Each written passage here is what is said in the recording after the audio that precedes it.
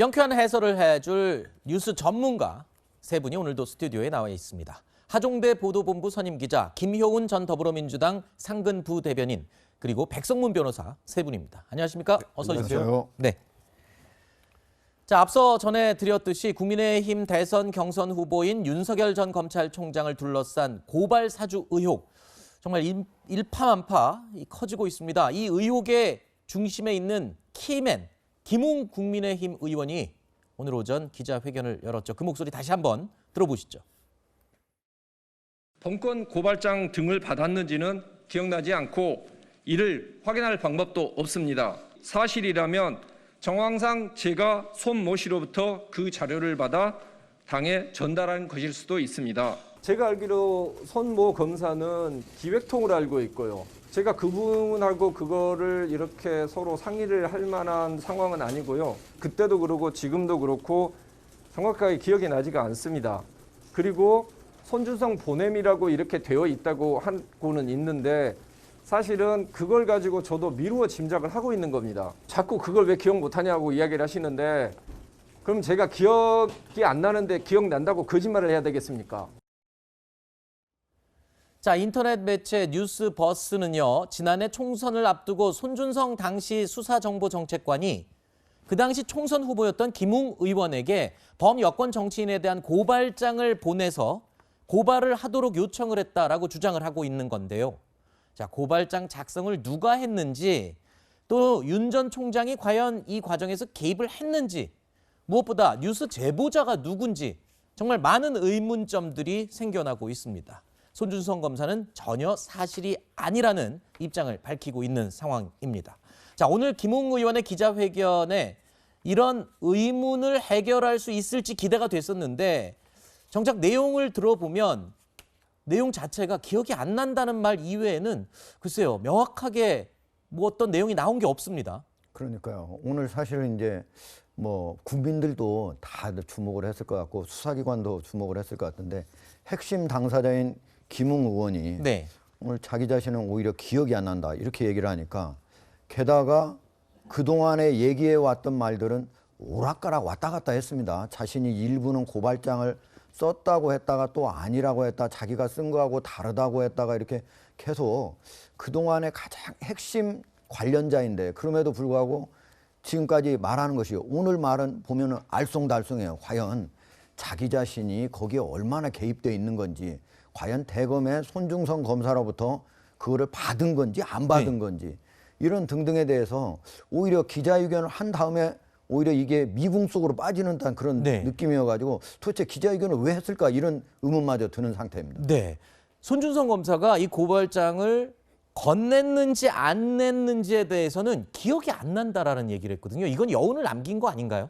우리가 보통 기억이 안 난다고 했을 때는 그 답이 예, 아니요 둘 중에 하나인데 둘 다 할 수 없을 때 우리가 기억이 그렇죠. 안 난다고 하거든요.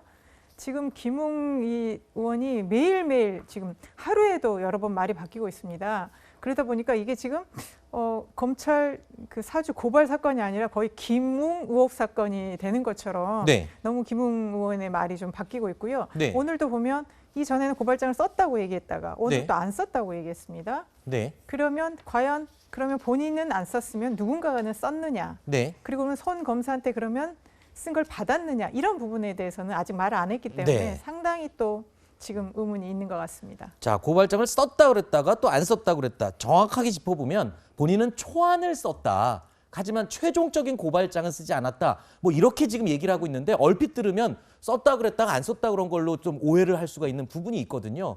자, 최강욱 열린민주당 대표와 관련된 이 4월 3일자 말고 4월 4일자 고발장을 두고 본인이 관여를 했다. 즉 초안을 작성했었다라는 말은 했죠. 그런데 이번에는 이 본인이 또 쓴 건 아니다라는 이야기를 하면서 뭔가 명확하지 않은 느낌을 받습니다. 한번 들어보시죠. 모 매체를 통해 보도된 해당 고발장은 제가 작성한 것이 아님을 명백히 밝힙니다. 당시 대화는 보도된 고발장의 존재 자체를 인지하지 못한 상태에서 제가 최 모 의원의 관련 문제를 당내에서 최초로 제기했다는 점을 밝히는 것이었고, 실제 보도된 본건 고발장은 저와 관련이 없습니다. 백 변호사님, 네. 이게 무슨 말인지 한번 어떻게 의미를 이해하셨는지 한번 설명을 해주시죠. 김웅 의원의 얘기는 이렇습니다. 그러니까 지금 고발장이 우리가 아는 건 4월 3일 하나, 4월 8일 하나죠. 그렇게 두 가지죠. 근데 8월 달에 실제로 접수된 고발장이 하나 또 있습니다. 국민의힘에 접수한 게. 네. 그러니까 김웅 의원의 얘기는 뉴스버스 기자와 통화를 할 때는 뭘 물어보는지 정확하게 모르는 상황에서 아하. 대답을 한 거고, 지금 고발장 초안을 자기가 작성을 했다라고 얘기를 했던 건 8월에 국민의힘이 접수했던 고발장의 초안은 자기가 작성을 했었다. 네. 그런데 나중에 보도된 걸 보고 지금 4월 8일자 고발장 이렇게 보니까 이거는 나하고 전혀 관계가 없더라. 아하. 그러니까 지금 김웅 의원의 얘기는 이렇습니다. 그러니까 지금 본인이 받았는지 잘 모르겠는 4월 3일과 4월 8일 고발장 이 두 가지는 자기와 전혀 무관하고, 아하. 본인이 초안을 작성했다라고 얘기를 했던 거, 당에 넘겼다고 얘기했던 건 8월에 국민의힘에서 접수했던 고발장에 초안을 자기가 작성했던 적이 있다는 것이지, 네. 지금 현재 논란이 되는 이 고발장과는 내가 관련이 없다. 아하. 이런 취지의 주장 같습니다. 자, 고발장을 김웅 의원에게 전달을 한 것으로 지목된 지금 손준성 검사와의 친분에 대해서도 김웅 의원은 이런 설명을 했습니다. 들어보시죠. 제가 손준성 검사하고 사실 그 문자를 나눴던 것은 기억이 나거든요. 그때 어떤 식으로 문자를 보냈었냐면, 지금 대검 안에서 총장이 상당히 외로운 상황이라고 들었다. 그러니까 너라도 잘 보필을 하고 힘내라. 이런 문자를, 격려 문자를 보낸 적은 있습니다. 손준성 검사하고는 같은 동기이긴 하지만은 뭐 따로 둘이 만나서 같이 이렇게 술을 마시고 뭐 밥을 같이 먹을 만한 그런 사이는 아니고요. 그렇기 때문에 뭐 어려운 자리에 있기 때문에 격려는 해줄 수는 있습니다. 근데 그거 이외에 다른 이야기, 뭐 개인적인 이야기나 어떤 세상 돌아가는 이야기를 할 만한 그런 사이는 아닙니다. 자, 국장님. 동기긴 하지만 같이 술 마시거나 세상 돌아가는 얘기를 할 정도의 가까운 사이는 아니다. 저 말을 하는 이유는 뭔가요? 어떤 의미인가요, 지금? 그러니까 이제 사실은 사법연수원에서 2년간 같이 동기로 같이 공부를 네. 하잖아요.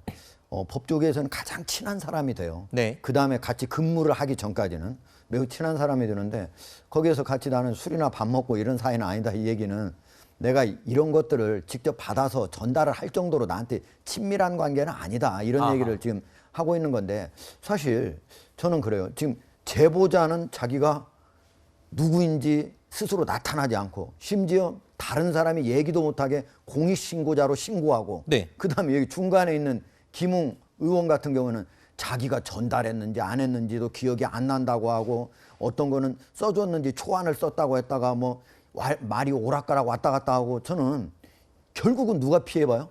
윤석열 검찰총장 후보자가 가장 지금, 검찰총장 네. 후보자가 아니라 윤석열 대통령 후보자가 가장 지금 큰 경선 피해를 예비 보는 거잖아요. 후보자. 예비 네. 후보자가. 지금 그런 상황에서 같은 국민의힘 의원인 김웅 의원이 이런 식으로 과연 반응하는 것이 맞는가? 진짜로 기억이 안 나는 건지, 아니면 이런 상황으로 해가지고 오히려 타격을 주려고 하는 건지, 저는 왜 이런 식인 태도를 보이는 건지 저는 이해가 안 가는데. 의도가 이해가 되지 예. 않는다. 네, 지금 네. 하 국장님 말씀하셨던 것처럼 좀 이해가 안 되는 부분이 있는데, 네. 이건 있어요. 연수원을 같이 졸업했다고 해서 다 알진 않습니다. 원래 네. 연수원 졸업하는 숫자가 워낙 많기 때문에. 반이 예, 같아야지 예. 또 친하다면서요. 그렇죠. 반이 예. 같고 또 그 같은 조가 돼야 이제 정말 네네. 친하게 되는 거고요.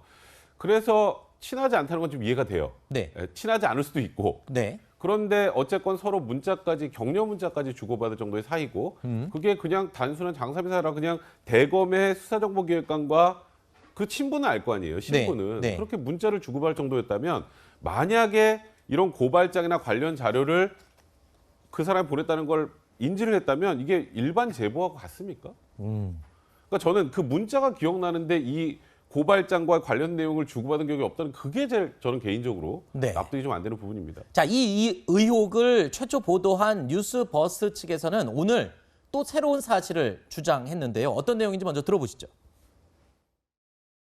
그때 당시에 김웅 의원 전화해서 이거는 이제 중앙지검으로 가지 말고 반드시 대검 민원실에 접수를 해라라고 얘기를 했다고 하고요. 뭐 그거 같은 경우는 뭐 이제 검찰 그때 당시에 상황을 봤을 때는 굉장히 좀 갈등이 좀 심한 상황이었잖아요. 예. 네, 그런 측면으로 이제 이해할 수 있는 부분이라고 생각을 하고요. 아, 제보자한테 김웅 의원이 그렇게 말했대요. 이 고발장 어디다가 꼭 해라라고 말을 했대요. 접수할 때 대검 민원실에 접수해라. 자, 일단 윤석열 예비 후보자는 이 사건에 개입됐는지 여부는 아직까지 뭐 객관적인 사실관계가 나온 게 전혀 없습니다. 그리고 논란이 되는 부분이 고발장을 과연 누가 작성을 했냐. 본인이 초안은 작성을 했지만 요번에 논란이 되는 고발장과는 전혀 관계가 없다라고 김웅 의원은 주장하고 있고 손준성 검사는 아예 나는 작성한 적이 없다라고 또 부인을 하고 있는 상황에서 지금 가장 또 궁금증이 생기는 부분이 그럼 누가 제보한 사람은 누구냐 이 부분인데 글쎄요. 지금 이 제보자에게 김웅 의원이 이런 말을 했다는 겁니다. 접수를 할 때 중앙지검으로 가지 말고 반드시 대검 민원실에 접수를 하라라고 얘기를 했다는 거거든요. 자, 이게 어떤 의미인가요? 김웅 의원이 이 부분도 기억이 안 난다라고 지금 이야기를 하고 있죠. 어떻습니까? 사실 이 부분은요. 네. 지금 그 당시 이제 서울중앙지검장이 이성윤 중앙지검장이다 보니까 네. 중앙지검에 접수를 하게 되면 이거 커트 당하는 거 아니냐 이런 당시 분위기 식으로, 때문에. 네, 그래서 아무래도 대검은 검찰총장이 좀 관할을 제대로 할 수 있으니까 글로 접수해달라 이렇게 얘기를 했다라는 게 제보자의 주장이고 이에 대해서 김웅 의원은 일단 뭐 지금 고발장을 받은 것도 기억이 안 나는데 준 것도 기억이 안 나는데 그 얘기를 한 건 당연히 더더욱이나 기억이 안 난다라는 입장인데 사실 이거는 저는 좀 이해가 안 돼요. 네. 대검 민원실에 접수를 해도 관할 따라 이동을 하거든요, 결국. 네. 관할 따라 이동하면 중앙지검에서 관할해야 되면 글로 넘어갑니다, 이런 사건은. 네. 그러니까 이걸 대검 민원실에 접수를 당부했다. 저는 사실 이 부분은 조금 개인적으로 생각할 때 이 검찰의 조직이나 이런 부분들을 정확히 안다면 이게 큰 의미가 없는 내용일 텐데 저걸 김웅 당시 어쨌건 후보자가 저렇게 얘기를 했다는 건 저 부분은 저는 개인적으로 네. 좀 이해가 되진 않는 부분입니다. 대검 민원실에 접수를 하라고 김웅 의원이 얘기했다라고 지금 뉴스버스가 주장하는 내용은요. 바로 지금 누군지 지금 아무도 알지 못하는 이 제보자가 지금 주장하는 내용을 뉴스버스가 그대로 인용해서 추가 보도를 지금 한 상황인데요. 자, 어제부터 바로 이 제보자가 과연 그럼 누구냐? 이 부분이 아주 큰 관심을 모으고 있습니다. 이에 대해서도 김웅 의원은 또 이런 얘기를 했습니다. 들어보시죠.